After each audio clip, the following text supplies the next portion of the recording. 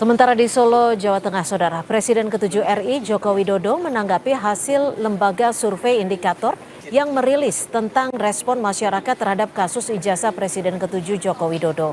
Survei tersebut menyebut 66,9% responden tidak percaya jika Jokowi memalsukan ijazahnya. Menanggapi hal ini, Jokowi mengatakan jika masyarakat masih memiliki logika yang sehat.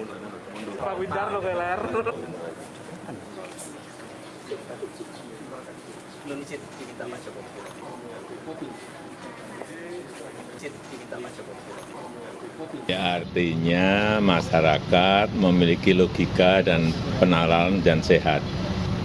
Memiliki logika dan penalaran yang sehat. Artinya itu. Saya kira 68% ya, menyampaikan ketidakpercayaannya. Tapi juga masih ada yang percaya, Pak? Ya, pasti ada yang pro, ada yang kontra, ada yang percaya, ada yang nggak percaya. Tapi semuanya nanti kita serahkan pada proses hukum. Sebelumnya, Direktur Eksekutif Indikator Politik Indonesia Burhanuddin Muhtadi merilis hasil survei kasus tuduhan ijazah palsu Presiden ke-7 RI Joko Widodo. Indikator menyatakan 66,9% publik tidak percaya Jokowi memalsukan ijazah.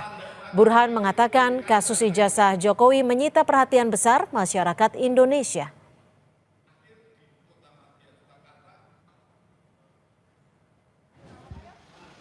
Sementara tim pembela ulama dan aktivis TPUA yang mendukung Roy Suryo CS menilai dalam polling yang sempat disampaikan pengamat hukum Refli Harun mengatakan hasil sebaliknya.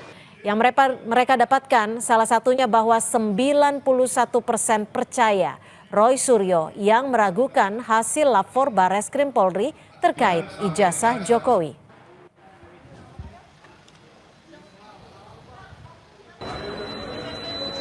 Mana yang lebih Anda percaya? Barreskrim Mabes Polri, itu dilanjutkan kan pollingnya itu, sama Roy Suryo CS. Nah yang Mabes Polri itu hanya 9% dari polling itu ya, karena itu banyak sekali gitu ya. Dan yang Roy Suryo 91%. Ini dari big data dan polling data.